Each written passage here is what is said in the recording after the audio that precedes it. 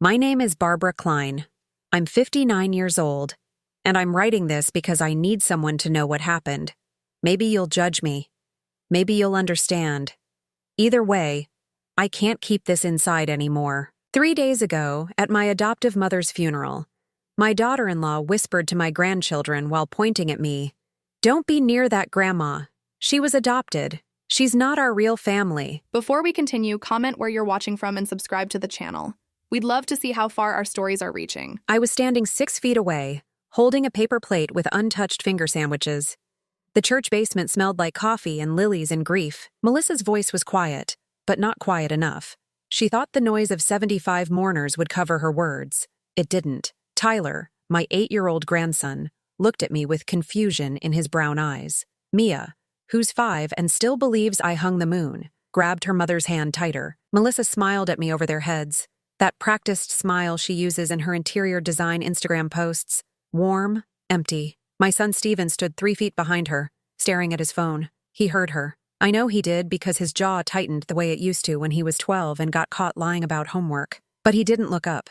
Didn't correct her. Didn't defend me. He just kept scrolling. I set the plate down on the folding table next to the coffee urn and walked to the bathroom, locked the door, stared at myself in the mirror under the fluorescent light that made my face look gray and old and exactly like what Melissa thinks I am. Disposable. The funeral was for Donna Coleman, the woman who raised me from 6 months old. The woman who sat with me through chickenpox and algebra homework and my husband's death 9 years ago. The woman who left me her house, her savings, every single thing she owned because she loved me. Because I was her daughter. Not adopted daughter. Not chosen daughter. Just daughter. Donna died at 80 years old on January 14th, 2023 in her sleep. The doctor said her heart simply stopped. I found her that morning when I came to make her breakfast like I did every Sunday for the past 3 years. She looked peaceful. I wasn't. The funeral home director suggested we hold the reception at the church since Donna's house was in transition. That was his polite way of saying Melissa had already started measuring the rooms for her design portfolio. 2 days after Donna died, Melissa asked for a key to the house. "I want to help you clean, Barbara," she said on the phone at 11 at night, her voice dripping with synthetic concern. "You shouldn't have to do this alone." I gave her the key. Mistake number 1047 in my relationship with my daughter-in-law, Mrs. Patterson, Donna's neighbor for 32 years, pulled me aside at the funeral. "Barbara, honey," she whispered, smelling like Bengay and peppermints. "I saw your daughter-in-law at Donna's house 3 times last week, alone, with a man in a suit taking photographs, an appraiser." Melissa brought an appraiser to my dead mother's house while I was picking out her casket. I smiled at Mrs. Patterson and thanked her, and went back to the reception line where people hugged me and said Donna was in a better place. And wasn't it wonderful that she didn't suffer? Stephen hugged me too. Quick. Obligatory. The kind of hug you give a distant relative at Thanksgiving. "How are you holding up, Mom?" he asked. "I'm managing," I said. "Good. That's good." He glanced at Melissa across the room. She was showing Tyler and Mia the dessert table, pointing at cookies shaped like crosses. "Listen, we should talk soon. About the house. Melissa and I have some ideas about how to handle everything. Handle everything. As if my mother's life, her home, her belongings, her memory, was a problem to be managed." "Sure," I said. "We can talk." He patted my shoulder and walked away. I stood there in the church basement, surrounded by people who knew Donna, who loved her, who would forget about her in 6 months. And I realized something I'd been avoiding for years. My son didn't see me as his mother anymore. He saw me as an obstacle. The reception ended at 4. People filtered out, leaving behind half-empty coffee cups and crumpled napkins. I stayed to help the church ladies clean up. It gave me something to do besides think. Melissa and Stephen left early. "Tyler has soccer," Melissa explained, kissing my cheek with cold lips. "We'll call you tomorrow, okay?" They didn't call. I drove home in my 2011 Honda Civic, the one Melissa always comments on. "Barbara, this car is a safety hazard. You should let Stephen help you find something newer. Newer means expensive. Expensive means I'd need their help. Their help means I'd owe them something." I learned that lesson the hard way. I got home at 5:30. My house is a 1950s bungalow on Oakwood Avenue in Charlotte, North Carolina. 2 bedrooms, 1 bathroom, a front porch with a wooden swing my husband built before he died. The porch light was out. I'd been meaning to change it for 2 weeks. Inside, the house smelled like old coffee and the lavender talcum powder I use after showers. The living room floor creaked under my feet. 3rd board from the hallway. Always has. I didn't turn on the lights. I sat in my late husband's recliner in the dark and cried. Not gentle crying, the kind that makes your chest hurt and your nose run and leaves you gasping like you've been underwater too long. I cried for Donna, for my husband, for the daughter-in-law who hates me, and the son who's forgotten me, and the grandchildren who are being taught I'm not really family. I cried until I had nothing left. Then I got up, washed my face, and made myself a cup of tea. That's when I saw it. My laptop was open on the kitchen table. I always close it. Always. But it was open. The screen dark. I touched the mouse pad and it lit up. My email inbox. One new message from Family Tree DNA. Comm. Subject line. DNA match found. Immediate family. I stared at it for 10 seconds before clicking. Dear Barbara Klein, we are pleased to inform you that your DNA sample has been matched with another user in our database. Based on genetic markers, this individual shares 49.7% of your DNA, indicating a parent, child, or full sibling relationship. Match profile. Name. Patricia Rowe. Age. 56. Location. Charlotte. NC relationship. Full sibling. 98% probability. Patricia Rowe has opted into communication. You may contact her directly through our secure messaging system. I read it 3 times. Then 4. Patricia Rowe. I didn't have a sibling. I was an only child. Donna and her husband Frank never had biological children. That's why they adopted me in 1964 from an agency in Raleigh. I clicked on Patricia's profile. Her photo showed a woman with gray-streaked brown hair and my nose. My exact nose. The same slight hook at the bridge. The same narrow nostrils. She'd sent a message 2 days ago. Barbara, I've been looking for you for 6 years. I knew you existed, but the adoption records were sealed. When you uploaded your DNA, I got the alert immediately. I'm your half-sister. Same mother, different fathers. We need to talk. There are things you don't know about our mother. About money. About why you were given up. Please call me. She left a phone number. I sat there in my kitchen with cold tea and a dead mother and a family that didn't want me and a sister I didn't know existed. My hands shook when I picked up my phone. I didn't call Patricia. Not yet. Instead, I opened my desk drawer and pulled out the leather-bound accounting ledger I've kept since Stephen was born. Every dollar I've ever given him is written in blue ink. College tuition, University of North Carolina, 2006-2010, $68,000. Down payment on his house, 2017, $45,000. Emergency loan for furniture, 2019, $12,000. Never repaid. Free babysitting for Tyler and Mia, 2016-2022, 200 hours. At 15-hour, the going rate in Charlotte, that's $18,000. Total, $143,000. $143,000 over 17 years. Not because Stephen needed it, because Melissa wanted it. And Stephen stopped saying no to her somewhere around year 2 of their marriage. I closed the ledger and put it back in the drawer. Then I took out 2 envelopes. I'd prepared them 6 months ago when Melissa first started talking about Donna's house. When she started saying things like, when we inherit, and once the estate is settled, and it makes sense for Stephen to handle everything since you're getting older. I'm 59, not senile, not incompetent, just invisible. I sealed both envelopes, wrote Stephen on one and Melissa on the other in black Sharpie, put them in my purse. Tomorrow I'd deliver them. Tomorrow they'd learn exactly who Barbara Klein really was and what they were about to lose. I delivered the envelopes on Tuesday morning. Stephen's office is in a generic corporate building off Providence Road. Glass and steel and the smell of expensive coffee from the lobby Starbucks. He works as a sales manager for a medical supply company. Makes $72,000 a year, which sounds good until you remember his house payment is $1,800 a month, and Melissa spends like they make twice that. I didn't tell him I was coming. The receptionist recognized me. Mrs. Klein, Stephen didn't mention you were visiting. It's a surprise, I said, smiling the way mothers do when they're about to ruin their children's day. Stephen's office was on the 3rd floor, door open. He was on a conference call, his voice doing that fake enthusiastic thing salespeople do. I waited in the doorway until he saw me. His face went through 3 expressions in 2 seconds. Surprise, confusion, guilt. He muted the call. Mom? What are you doing here? I need 5 minutes. I'm in the middle of 5 minutes, Stephen. He unmuted long enough to say he'd call back, then closed his laptop. Is everything okay? I sat down in the chair across from his desk, put the envelope with his name on it between us. "What's this?" he asked. "Open it tomorrow, not today. Tomorrow morning alone, before you talk to Melissa." He picked it up, felt the weight of the papers inside. "Mom, you're scaring me." "Good." I stood up, walked to the door, stopped. "Stephen, do you remember when you were 7 and you broke Mrs. Patterson's window playing baseball?" He blinked. "What?" "You cried for an hour because you thought you'd go to jail. I told you we'd fix it together." I paid for the window, $65, which was a lot of money for us back then. You apologized to Mrs. Patterson and mowed her lawn for free all summer. I remember. You were a good kid. You did the right thing even when it was hard. I looked at him directly. I don't know what happened to that kid. I left before he could answer.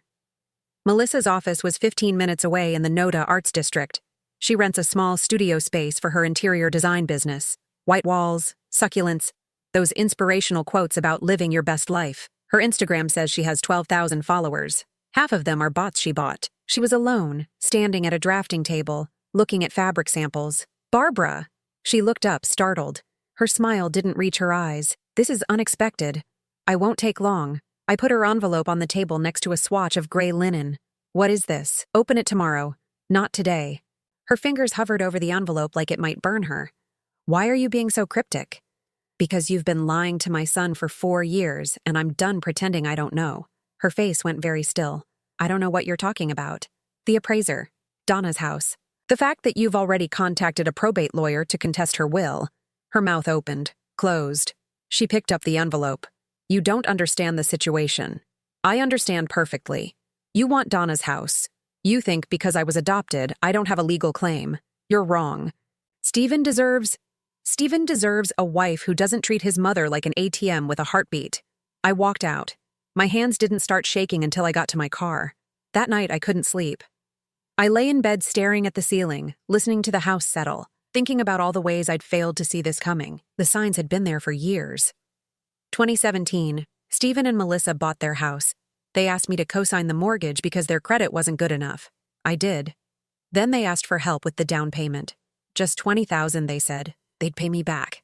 I gave them $45,000. Never saw a penny returned. 2018, Melissa quit her nursing job to start her design business.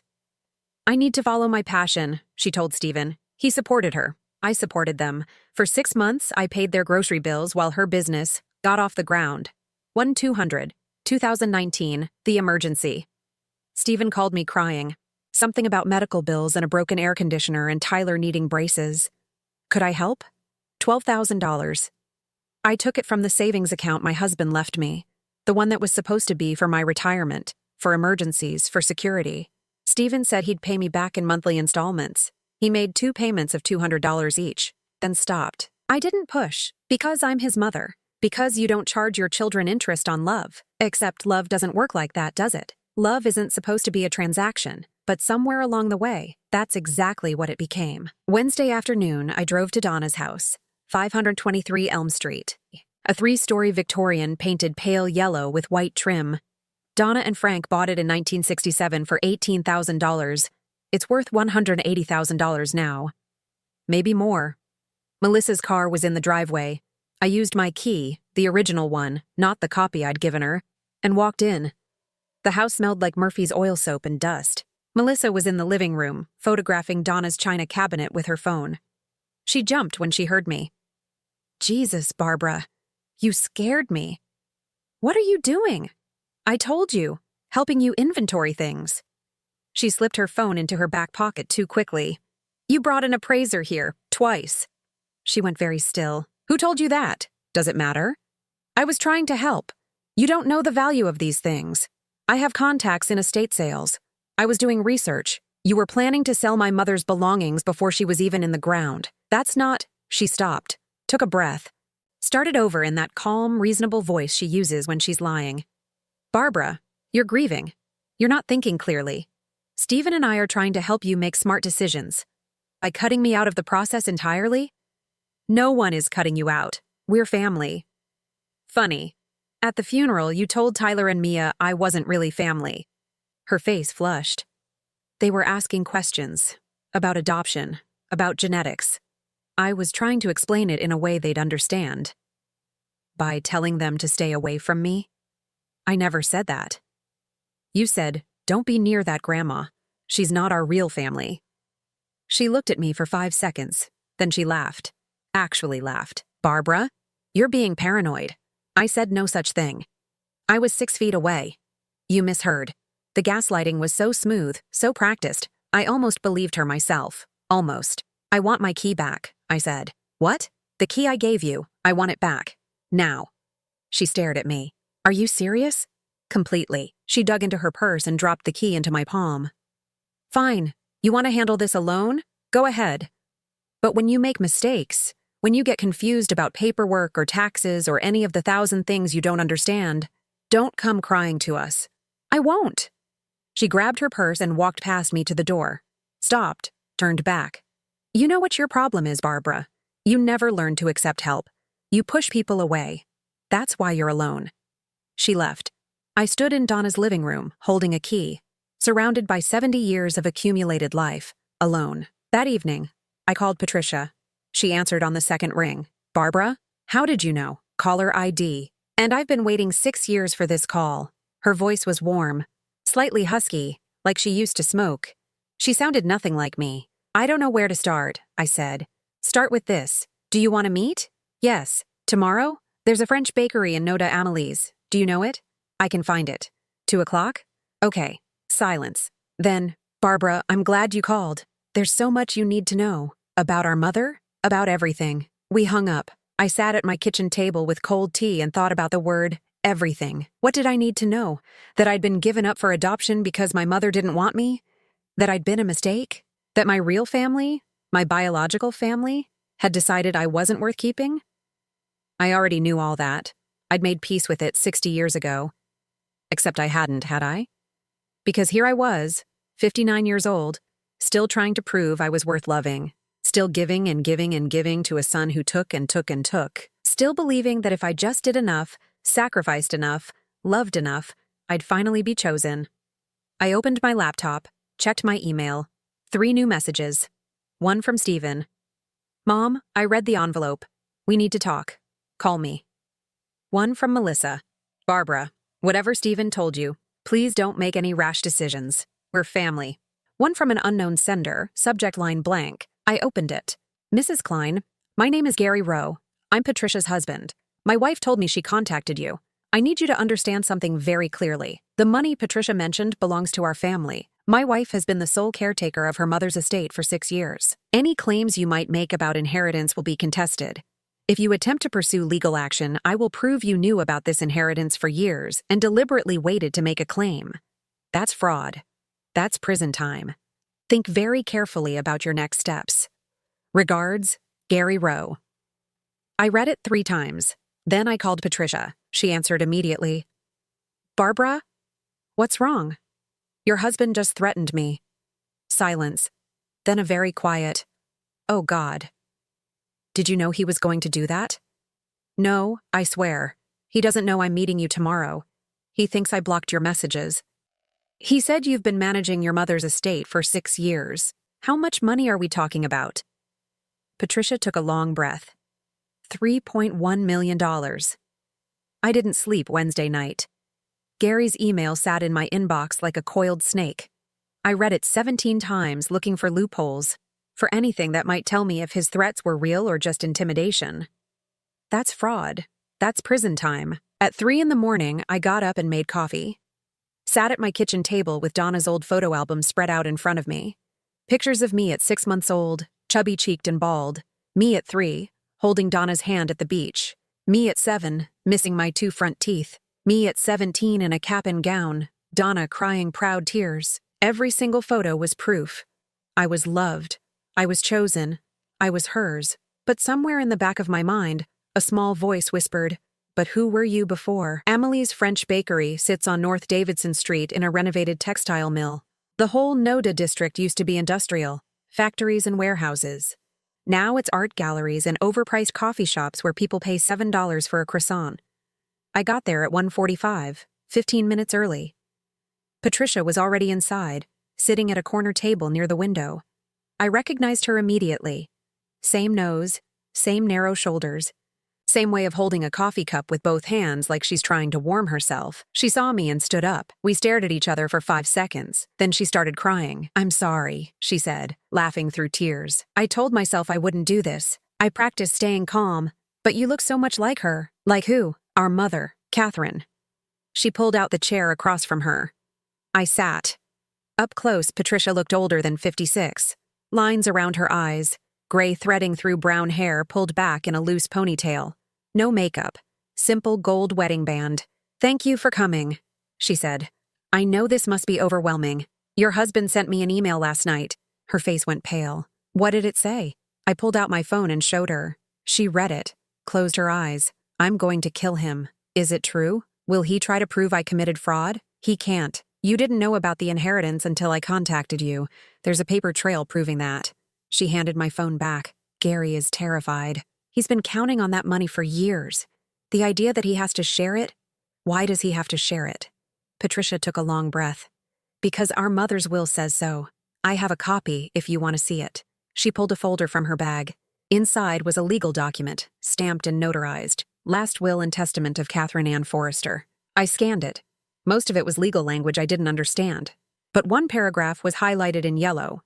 "In the event that my daughter Patricia Ann Forrester shall predecease me, or in the event that my second daughter, given name, Barbara Catherine Forrester, born March 17, 1964, placed for adoption through Cumberland County Social Services, shall be located and verified through legal means. The estate shall be divided equally between all living daughters. Second daughter, Barbara Catherine Forrester." That was me.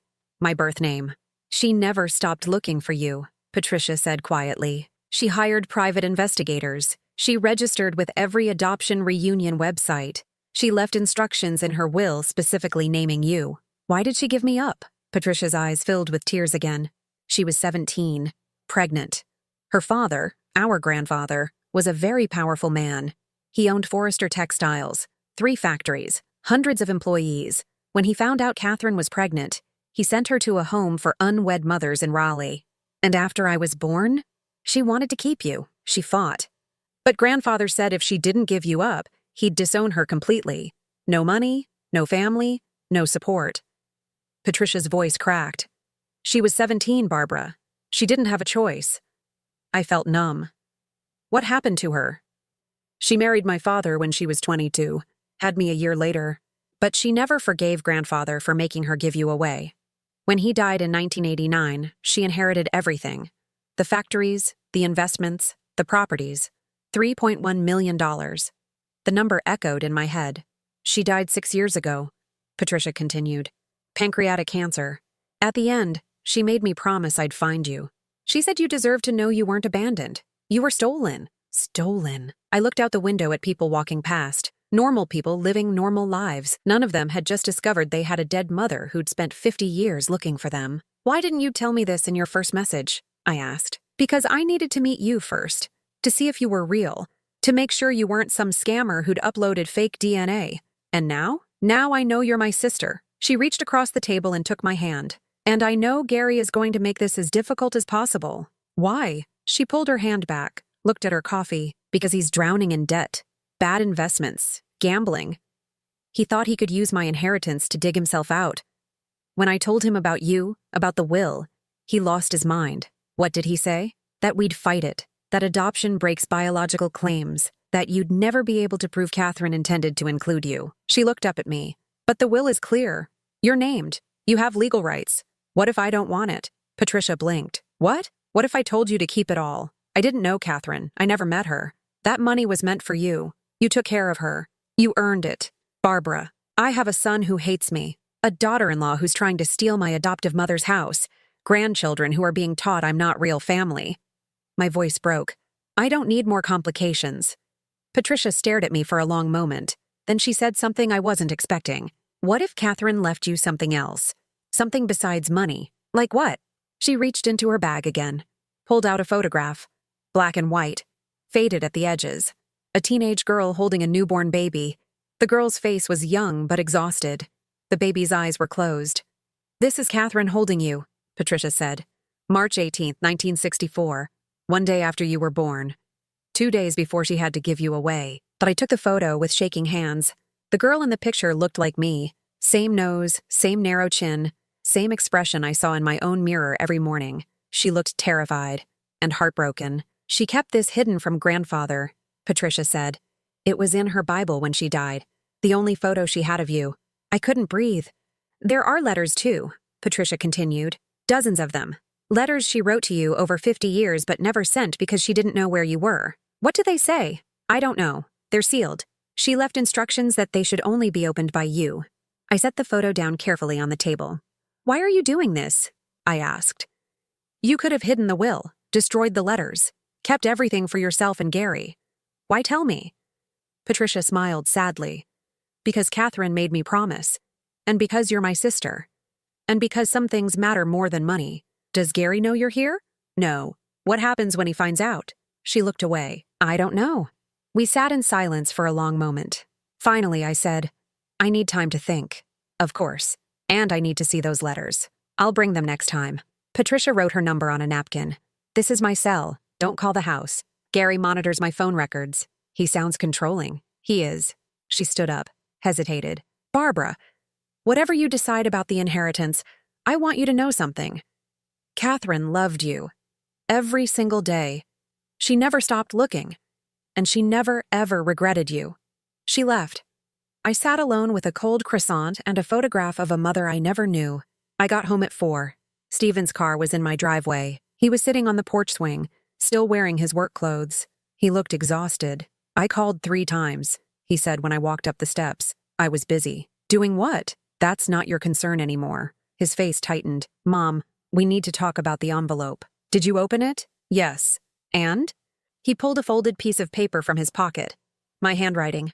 The letter I'd written 6 months ago and sealed away until I was ready to use it. Stephen, enclosed is a complete record of every dollar I have given you since you were born. $143,000 over 17 years. I'm not asking for it back. I'm telling you it stops now. Your grandmother Donna left me $180,000 in her will. Melissa has already hired a lawyer to contest it. You've supported her in this decision. You've chosen her over me. I'm changing my will.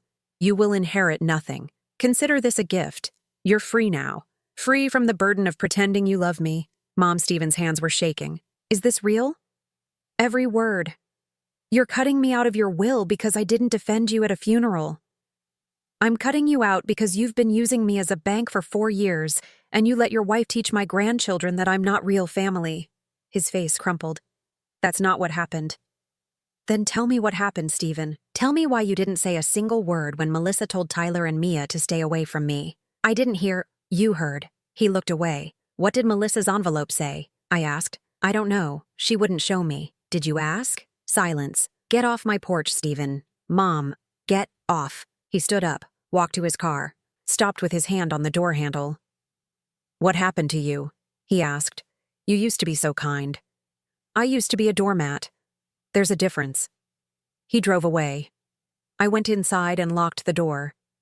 That night, I got another email from Melissa. Barbara, Stephen told me what you wrote. I don't know what you think you know, but you're making a terrible mistake. We're not trying to hurt you. We're trying to protect Stephen's inheritance, his inheritance, from being contested by distant relatives after you die. You're clearly not thinking straight. We've scheduled an appointment with our lawyer tomorrow to discuss guardianship options. We believe you may need help managing your affairs. This is for your own good. Melissa guardianship. She wanted to have me declared incompetent. I forwarded the email to Patricia with one sentence. Is Gary planning something similar? She replied immediately, yes, be careful. I sat in the dark living room of the house I'd lived in for 33 years. The house my husband bought when Stephen was 2. The house where I raised my son. The house that was about to become a battlefield, and for the first time in my life, I understood what it meant to be truly alone. Not lonely, alone. There's a difference. Friday morning, I called a lawyer. Not just any lawyer, Sandra Lawson, the best family law attorney in Charlotte according to Google, Yelp, and 3 different legal websites I'd stayed up until 2 a.m. researching. Her office was downtown in a glass tower that made me feel small just walking into the lobby. 8th floor, reception area with leather chairs and a view of the city skyline. Mrs. Klein? The receptionist smiled. Ms. Lawson is ready for you. Sandra Lawson was 52, black with silver gray locks pulled back in a bun, and the kind of presence that makes you sit up straighter. Her office smelled like leather and expensive paper. "Mrs. Klein," she said, shaking my hand firmly. "Your voicemail mentioned guardianship threats? Tell me everything." I did. All of it. The funeral, Melissa's whisper, the appraiser, the envelopes, Patricia, Gary's threat, Melissa's email about declaring me incompetent. Sandra listened without interrupting, took notes in neat handwriting on a yellow legal pad. When I finished, she leaned back in her chair.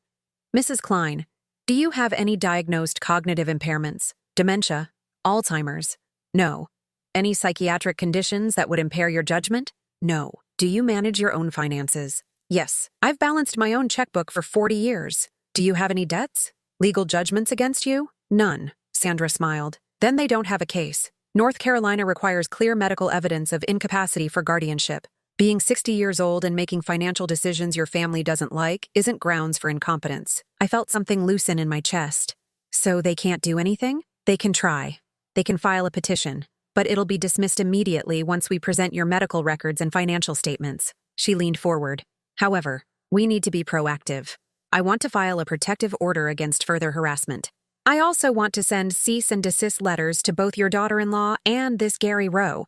What about the inheritance from my biological mother? That's more complex. I'll need to see the will, but if you're named explicitly, you have standing. Patricia's husband can contest all he wants. He'll lose. How much will this cost?" Sandra quoted a number that made me wince, but then I thought about Melissa's email, about being declared incompetent, about losing control of my own life. "Do it," I said. "All of it." "Good." Sandra stood. "One more thing. Change your locks. Today.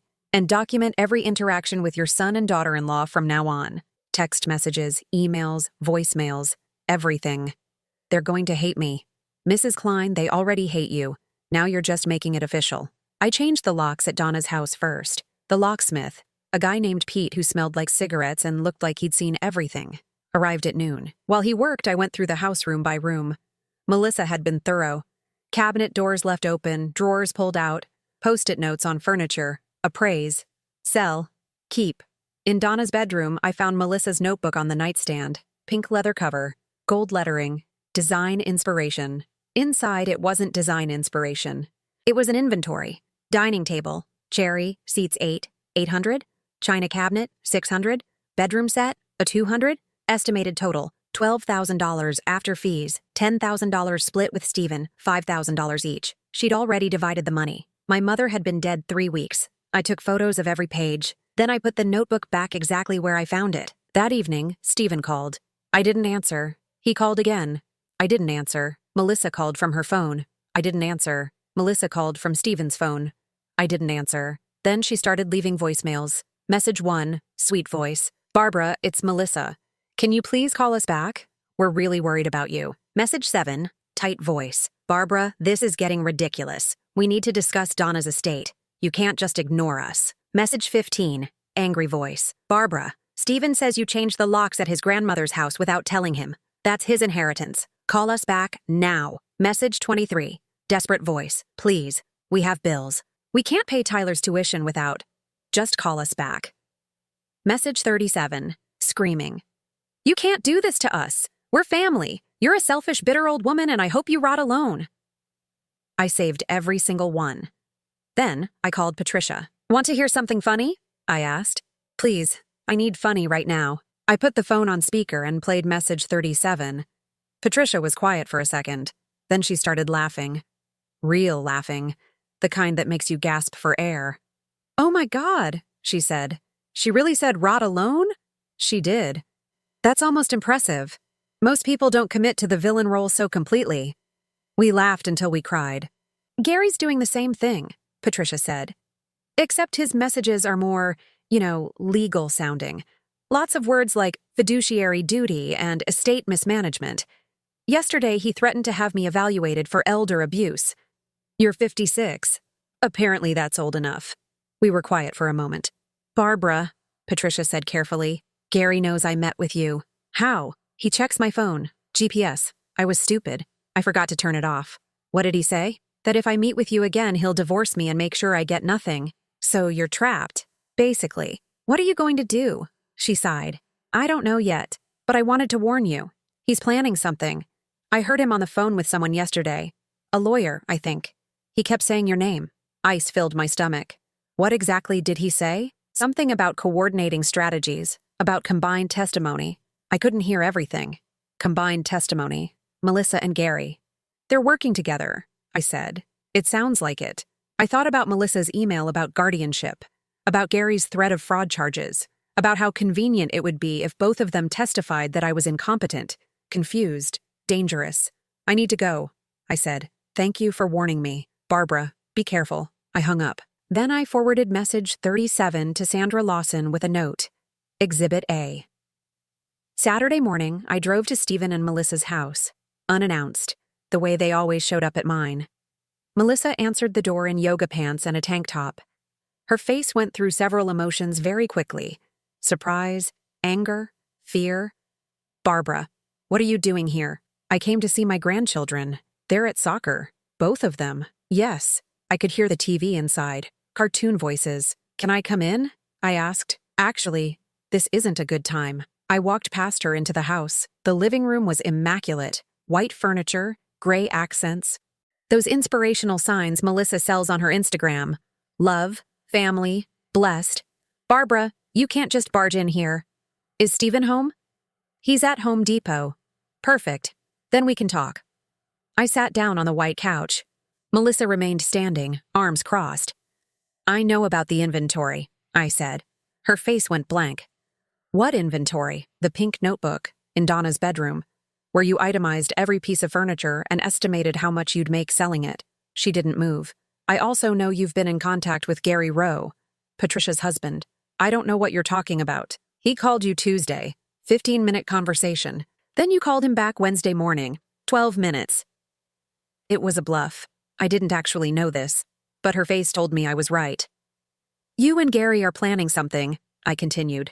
Some kind of joint strategy to have both Patricia and me declared incompetent so you can take our inheritances. That's insane, is it? Because yesterday my lawyer filed protective orders against both of you. And if you continue harassing me, I'll file criminal charges for elder abuse. Melissa's face flushed. Stephen is your son. He has rights. To what? To my money? To my house? To Donna's estate? I stood up. He has no rights. You have no rights. And if you try to claim otherwise, I will bury you in legal fees until you're bankrupt. You wouldn't. Try me. We stared at each other. Stephen will never forgive you for this, Melissa said quietly. Maybe not. But at least he'll finally see you for what you really are. I walked to the door, stopped. One more thing. I'm creating a trust fund for Tyler and Mia. $200,000 for college. You won't be able to touch it. Ever. Melissa's mouth fell open. They deserve better than parents who see family as a business transaction, I said. Goodbye, Melissa. I left her standing in her perfect white living room, shaking. Sunday afternoon, Stephen showed up at my house. He looked terrible. Unshaven, dark circles under his eyes. Melissa told me what you said. Good. Mom, you can't just threaten my wife. I didn't threaten her. I stated facts. He rubbed his face. Can I come in? I stepped aside. We sat at the kitchen table, the same table where I'd helped him with homework, where we'd had breakfast together every morning until he left for college, where we'd celebrated his engagement to Melissa 9 years ago. I found something, he said quietly. He pulled out his phone, showed me screenshots, emails. From Melissa to Gary Rowe. Gary, talk to lawyer. If we can both get documentation from doctors about their declining mental states, we can petition for emergency guardianship. Move fast before they change more assets. Agreed. My doctor will certify Patricia needs intervention. I'm paying him under the table. Can you get someone for Barbara? GM, already working on it. Barbara's primary physician is sympathetic. Told him she's been acting paranoid, aggressive, suicidal. He's documenting everything. I stared at the screen. Suicidal. Melissa told my doctor I was suicidal. When did you find these? I asked. Last night. She left her laptop open. His voice cracked. Mom, I didn't know. I swear to God I didn't know she was doing this. But you supported her. I thought... He stopped. Started over. She told me you were being irrational. That you were making bad decisions because of grief. That we needed to help you before you did something dangerous. And you believed her. She's my wife. I'm your mother. He closed his eyes. We sat in silence. Finally, I said, What are you going to do? I don't know. Yes, you do. He looked at me. His eyes were wet. I'm so sorry, he whispered. Sorry doesn't fix this, Stephen. I know. He stood up, walked to the door, stopped. For what it's worth, I sent these emails to your lawyer, and I'm moving out, taking the kids, filing for separation.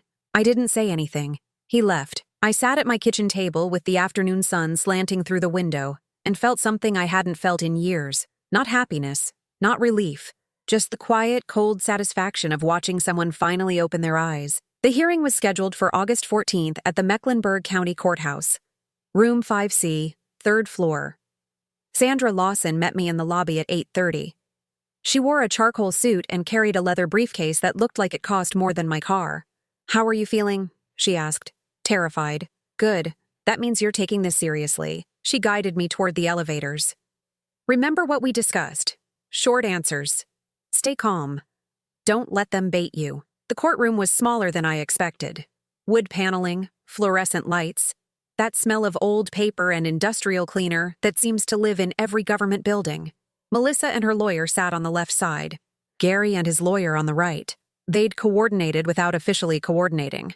Sandra had explained that legally they couldn't file joint petitions, but they'd timed their separate cases to be heard on the same day by the same judge. Convenient. Stephen wasn't there. He'd moved into a hotel with Tyler and Mia 3 days earlier. Melissa had tried to stop him from taking the kids, but Stephen had documentation.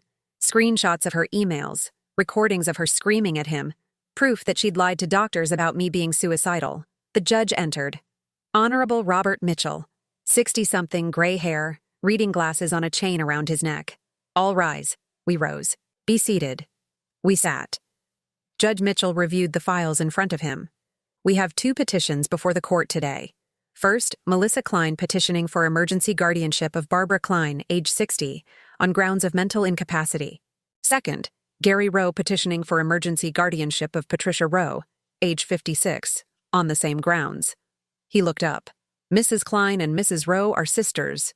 Both recently learned of a significant inheritance from their biological mother. Both are being challenged by family members who stand to benefit financially if guardianship is granted. He paused. I'm going to be very clear. This court does not look kindly on attempts to exploit the guardianship system for financial gain. Petitioners, you'd better have ironclad evidence. Melissa's lawyer stood. Richard Chen, expensive suit, slicked back hair, the kind of lawyer who advertises on bus benches. Your Honor, we have documentation from Mrs. Barbara Klein's primary care physician, Dr. Edward Morrison, stating that she has exhibited signs of paranoia, aggression, and suicidal ideation over the past month. Sandra stood immediately. Your Honor, we'd like to call Dr. Morrison to the stand to clarify those statements. Judge Mitchell nodded. Bailiff, is Dr. Morrison present? Yes, Your Honor. Dr. Morrison walked in looking like he wished he was anywhere else. Mid-40s, receding hairline, nervous hands. He was sworn in. Sandra approached. Dr. Morrison, you've been Mrs. Klein's primary care physician for how long? 11 years. In those 11 years, have you ever diagnosed her with any psychiatric conditions? No. Any cognitive impairments? No. Depression? Anxiety disorders? No. Sandra pulled a document from her briefcase. This is your report dated July 30th, submitted to Mr. Chen's office. In it, you state that Mrs. Klein has exhibited suicidal ideation. Can you explain how you reached that diagnosis? Dr. Morrison shifted in his seat. Mrs. Klein's daughter-in-law contacted me. She expressed concerns about Mrs. Klein's mental state. Did you examine Mrs. Klein yourself? Silence. Dr. Morrison, did you personally examine Barbara Klein before writing this report? No. So your entire diagnosis is based on second-hand information from a woman who stands to inherit Mrs. Klein's estate if guardianship is granted? It was a preliminary assessment. Doctor, did Melissa Klein pay you for this report? His face went red. I was compensated for my time. How much? That's not... How much, doctor? $2,000. The courtroom went silent. Sandra turned to the judge. Your Honor, this report is fraudulent. Dr. Morrison accepted payment to diagnose a patient he never examined based on testimony from a financially motivated third party. Judge Mitchell's expression could have frozen hell. Dr. Morrison, you understand this constitutes medical fraud? Your Honor, I can explain. You'll explain it to the State Medical Board. Bailiff, note that this court will be filing a formal complaint. He looked at Melissa's lawyer. Mr. Chen, Do you have any legitimate evidence? Chen stood. We have testimony from Mrs. Klein's son. Her son, who just filed for separation from Mrs. Melissa Klein and is currently residing in a hotel with his children? That son? Chen sat down. Judge Mitchell turned to Gary's lawyer.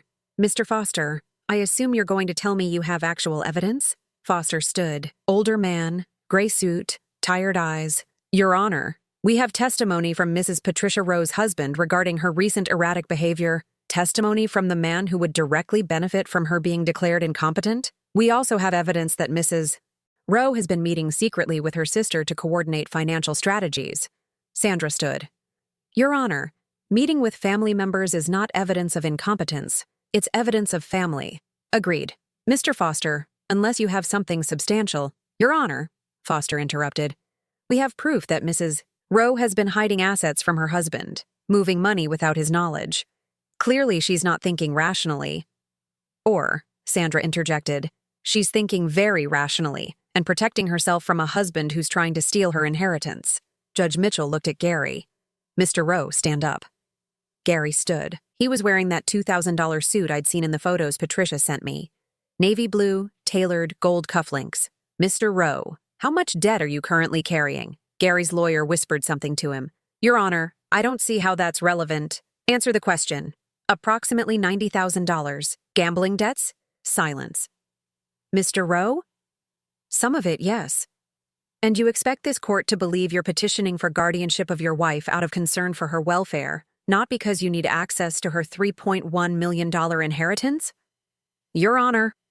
Judge Mitchell held up his hand. I've heard enough. Both petitions are denied. Mrs. Klein and Mrs. Rowe are clearly competent adults making rational decisions to protect themselves from financially predatory family members. He looked at Melissa and Gary. Furthermore, this court is ordering investigations into both of you for attempted financial exploitation of vulnerable adults. Mr. Rowe, there will also be an investigation into the $2,000 payment you made to one Bernard Cooper, he checked his notes, who was prepared to testify that Mrs. Rowe exhibits signs of dementia despite never having met her. Gary's face went white. That's witness tampering, Mr. Rowe. Bailiff, take him into custody. What? Your Honor, Two officers moved toward Gary. He tried to step back. His lawyer grabbed his arm. Don't say anything. Don't move. They cuffed him. Melissa stood up, frantic. This isn't fair. That woman stole my husband. She turned him against me. Judge Mitchell looked at her coldly. Mrs. Klein, I suggest you sit down before I hold you in contempt. You don't understand. She has money hidden. She's lying about everything. Mrs. Klein, she was never even a real mother. She was adopted. She's not family. The courtroom froze. Sandra stood slowly. Your Honor, I believe Mrs. Melissa Klein just provided clear evidence of her motivations. May I present Exhibit F? She handed the bailiff a tablet. The bailiff gave it to Judge Mitchell. It was the video. From the funeral. Someone had recorded it. Melissa whispering to Tyler and Mia. Don't be near that grandma. She was adopted. She's not our real family. The audio was crystal clear. Judge Mitchell watched it twice. Then he looked at Melissa with something close to disgust. Mrs. Klein, you're going to sit down and you're going to be silent, or you're going to jail. Do you understand? Melissa sat. The judge turned to me. Mrs. Barbara Klein, I apologize that you had to endure this circus. Your competency is not in question. Your inheritance from both your adoptive mother and your biological mother is legally yours. This court finds no grounds for any form of guardianship. He looked at Patricia, who was sitting in the back row, crying quietly. Mrs. Patricia Rowe, the same applies to you. Your husband's petition is denied. You are free to manage your inheritance as you see fit. He banged his gavel. We're adjourned. In the hallway outside the courtroom, Stephen was waiting. He'd been watching through the door window. When he saw me, he walked over and wrapped his arms around me. I'm so sorry, he said into my shoulder. I'm so sorry. I hugged him back. Not because I forgave him, because he was still my son. And maybe that was enough for now. Patricia appeared beside us. She looked exhausted. They arrested Gary, she said, for witness tampering. They're saying he could get 3 years. Good, I said. She laughed. It sounded slightly hysterical. I should feel bad. I've been married to him for 20 years, but all I feel is relief. Sandra joined us. Ladies, we need to talk about next steps. The estate needs to be formally divided. There are tax implications, investment strategies. Can we do it tomorrow? I asked. I need to go home. Of course. Stephen drove me. Patricia followed in her car. We went to Donna's house on Elm Street. The three of us sat in the living room where I'd grown up, where Donna had read me bedtime stories and taught me to bake, and held me when my husband died. What happens now?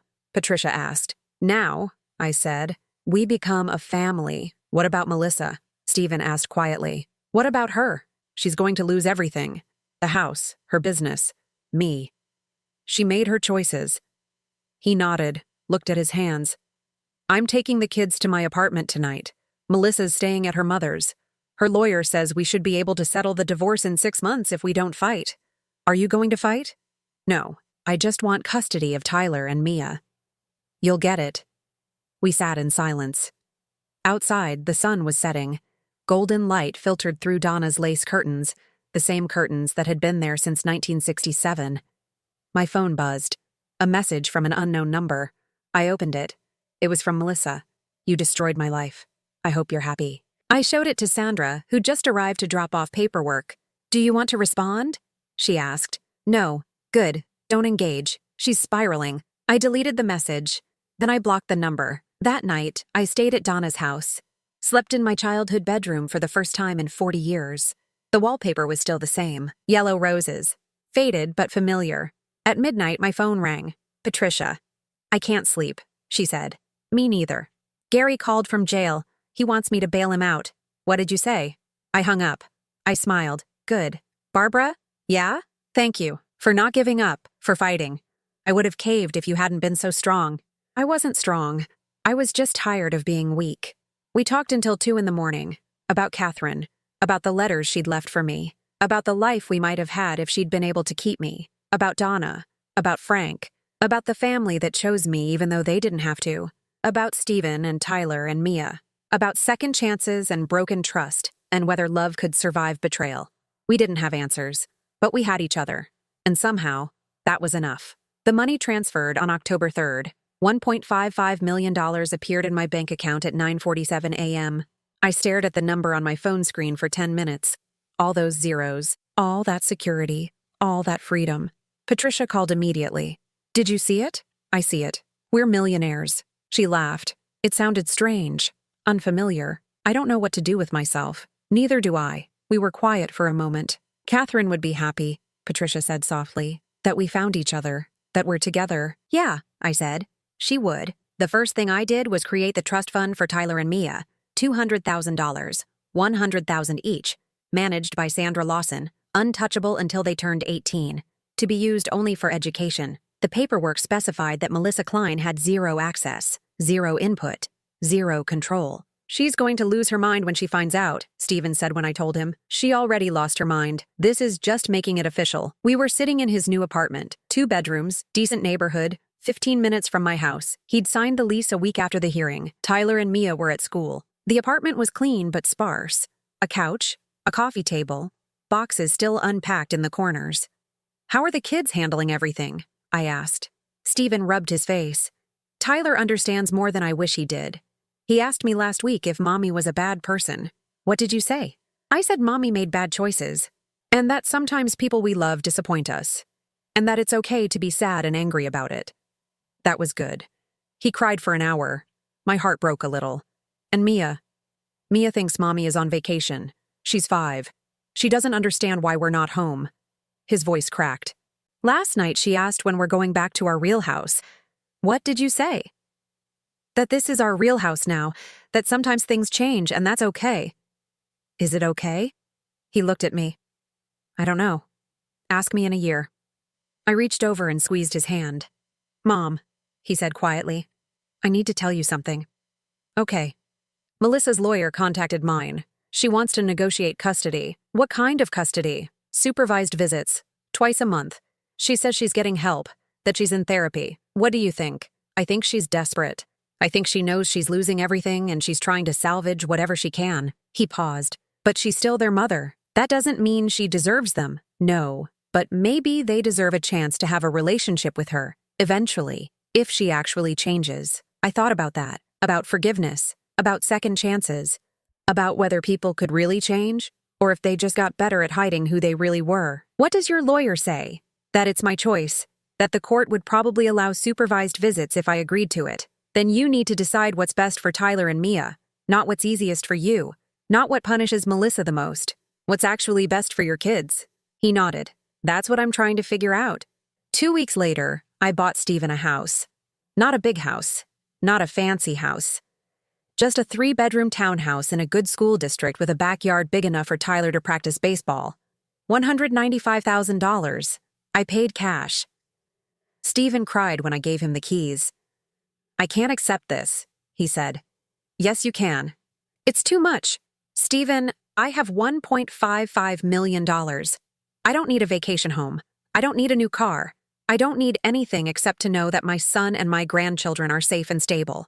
I don't deserve this. No, I agreed. You don't. But Tyler and Mia do. He hugged me so tight I couldn't breathe. I'm going to spend the rest of my life making this up to you, he whispered. I don't want you to make it up to me. I want you to be a good father, that's all. In November, Patricia and I went to lunch at the French bakery where we'd first met. She looked different, lighter. Her hair was cut shorter. She was wearing colors. A coral sweater instead of the beige and gray she'd always worn when Gary controlled her wardrobe. Gary's sentencing is next week, she said. His lawyer is trying to negotiate down to 18 months. How do you feel about that? Honestly, relieved. If he gets 3 years, I'll have to deal with him when he gets out. 18 months means he'll be released around the same time the divorce is final.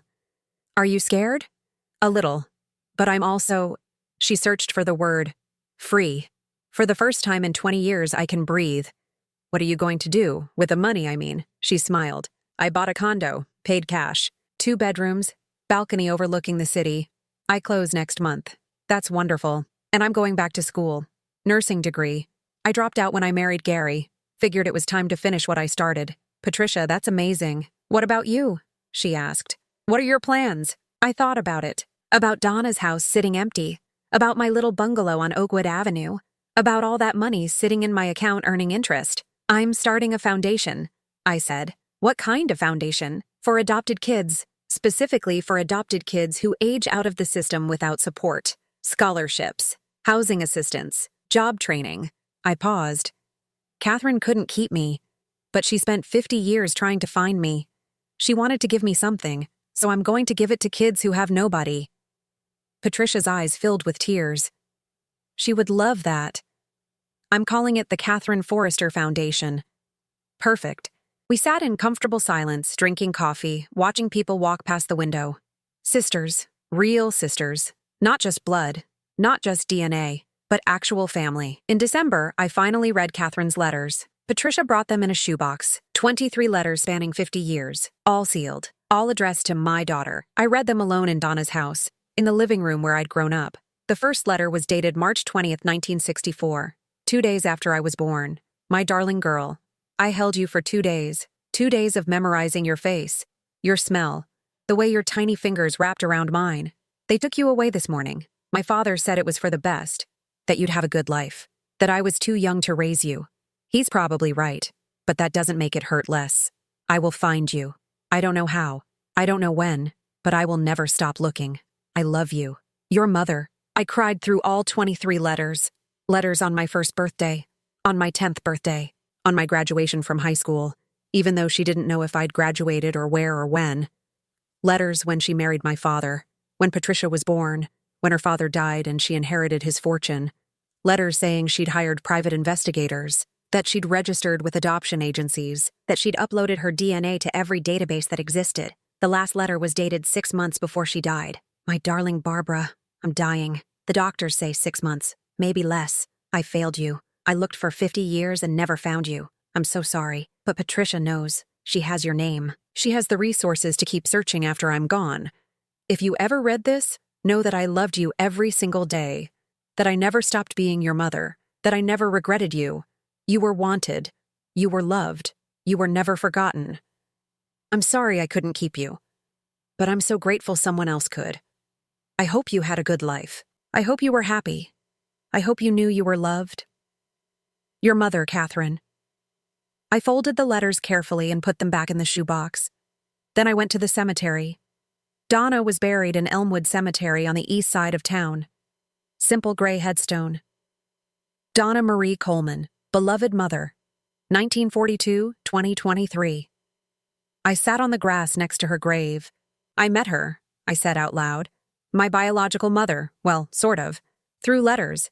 She spent 50 years looking for me. The wind rustled through the trees. She left me a lot of money, $1.55 million, and a sister, Patricia. You'd like her. A cardinal landed on a nearby branch. I know you'd want me to forgive Stephen, to give him another chance. And I'm trying. I really am. But it's hard. It's so hard to trust him again. The cardinal flew away. I'm starting a foundation, in Catherine's name, for adopted kids. I think you'd approve. I pulled a dandelion from the grass and set it on her headstone. Thank you, I whispered. For choosing me. For raising me. For loving me even though you didn't have to. I sat there until the sun started to set. Then I went home. On Christmas Eve, Stephen brought Tyler and Mia to my house for dinner. Patricia came too. We cooked together in Donna's old kitchen. Turkey, mashed potatoes, green bean casserole, the same meal Donna had made every Christmas for 60 years. Tyler set the table. Mia drew pictures for everyone. Stephen carved the turkey. It felt almost normal. After dinner, there was a knock at the door. A delivery driver, holding a large manila envelope. Barbara Klein? That's me. He handed me the envelope and left. The return address said Serenity Pines, Asheville, NC. The Rehabilitation Center. Melissa. I stared at it. What is it? Stephen asked. Letter from Melissa. The room went quiet. Are you going to open it? Patricia asked. I turned the envelope over in my hands, felt the weight of it. Probably 3 or 4 pages. Not yet, I said. When? When I'm ready. I put it in the drawer of Donna's desk, next to the blue ledger, next to the photo of Catherine holding me as a newborn. Stephen watched me. Do you think you'll ever be ready? I don't know. She's getting help. Her lawyer says she's been in therapy 6 days a week, that she's taking medication, that she's... He paused, trying. Trying doesn't erase what she did. No, but maybe it's a start. I looked at him, at my son, who'd betrayed me, who'd chosen his wife over his mother, who'd stood by while I was humiliated and attacked, but who'd also found the emails, who'd left Melissa, who'd protected his children, who'd said I'm sorry and actually meant it, who was trying. Maybe, I said quietly, maybe it is. That night, after everyone left, I sat alone in Donna's living room. The Christmas tree lights blinked softly. The house smelled like pine and cinnamon. My phone buzzed. A text from Stephen. Thank you for today. The kids had the best Christmas Eve they've had in years. I love you, Mom. I texted back. I love you too. Then I opened my laptop, logged into my bank account, looked at that number. $1.4 million. After buying Stephen's house and setting up the trust fund and making the first donation to the Catherine Forrester Foundation. Still more money than I'd ever imagined having. Still more security than I'd ever felt. But money wasn't what made me feel safe. Stephen's text did. Patricia's friendship did. Tyler and Mia's laughter did. Knowing that I'd finally learned to value myself, to set boundaries, to say no. Knowing that I'd survived the worst betrayal of my life and come out stronger, that was what made me feel safe. I closed the laptop, walked to Donna's desk, looked at the manila envelope from Melissa. My hand hovered over it. Not yet. Maybe tomorrow. Maybe next week. Maybe never. Maybe forgiveness didn't need to be rushed. Maybe some wounds needed time to scar before you could examine them without bleeding again. I turned off the lights and went home. Epilogue. 6 months later, the Catherine Forrester Foundation opened its doors in June. A 3-story building in downtown Charlotte. Offices, classrooms, 12 apartments for young adults aging out of foster care. Patricia cut the ribbon. Stephen stood next to me. Tyler and Mia held the ceremonial scissors. 47 people attended the opening. Social workers, educators, local politicians, and 18 kids, teenagers, and young adults who'd already been accepted into the program. One of them, a 19-year-old girl named Emma, came up to me afterward. Thank you, she said. I aged out of foster care last year. I've been sleeping in my car for 6 months. This program, this building, it's saving my life. I hugged her. You're going to be okay, I whispered. I promise. She cried on my shoulder, and I thought about Catherine, about how she'd spent 50 years looking for me, about how she'd left me money not because she expected anything in return, but because she loved me, about how love is supposed to work, not transactions, not obligations, not keeping score, just love. That evening, I finally opened Melissa's letter. 6 months after Christmas, 6 months after I'd put it in the drawer, I sat on my porch with a glass of wine and read it. Barbara, I don't know if you'll ever read this. I don't know if I deserve for you to read this. I'm in rehab. Anxiety, depression, pills. I've been taking Xanax for 3 years without telling anyone. It made everything worse. Made me paranoid. Made me mean.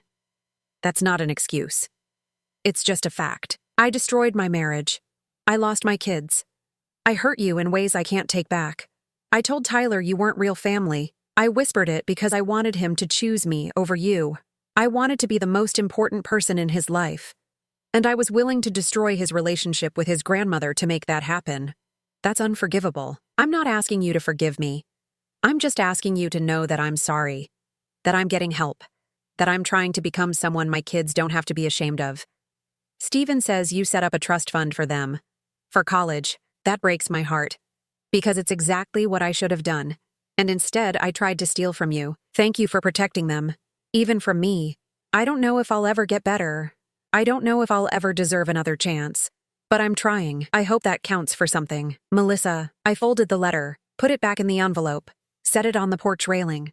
The sun was setting. Golden light filtered through the trees. A cardinal sang from the oak tree in my front yard. My phone rang. Steven. Hey, Mom. Just checking in. You okay? I'm okay. Tyler wants to know if he can come over this weekend. Help you in the garden. Of course. And Mom? Yeah? I love you. I love you too, Steven. I hung up, picked up Melissa's letter, looked at it one last time. Then I put it back in the envelope and walked it inside. I didn't throw it away, but I didn't frame it either. I put it in the desk drawer next to Catherine's letters, next to the blue ledger, next to all the evidence of who I'd been and who I'd become. Maybe one day I'd write back. Maybe one day I'd tell Melissa that trying does count for something, but not today. Today I had a foundation to run, a sister to have lunch with, a son to rebuild trust with, grandchildren to love. Today, I had a life that was finally, completely mine, and that was enough. If you were in Barbara's shoes, would you have read Melissa's letter immediately or waited 6 months? Comment below. Do you think Melissa deserves a second chance? Or are some betrayals impossible to forgive? This story was submitted to our channel by a real listener from Charlotte, North Carolina. Names have been changed to protect the privacy of those involved. If you have a story of family betrayal, inheritance, or reconciliation you'd like to share, please send it to us. Your story could help thousands of people going through the same situation. Thank you for reading to the end. Until the next story, with love and respect.